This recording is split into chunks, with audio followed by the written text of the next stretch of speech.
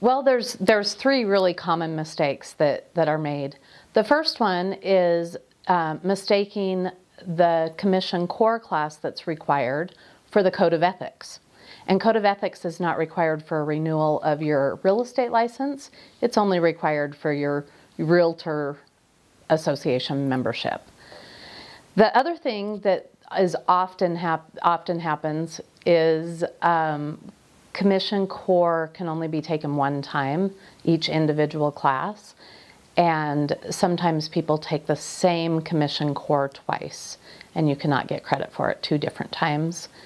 And then unfortunately, the third thing that happens is that brand new agents have to take post-license education, which is a specific course before they renew for the first time. And often they just take electives instead of that post-license course.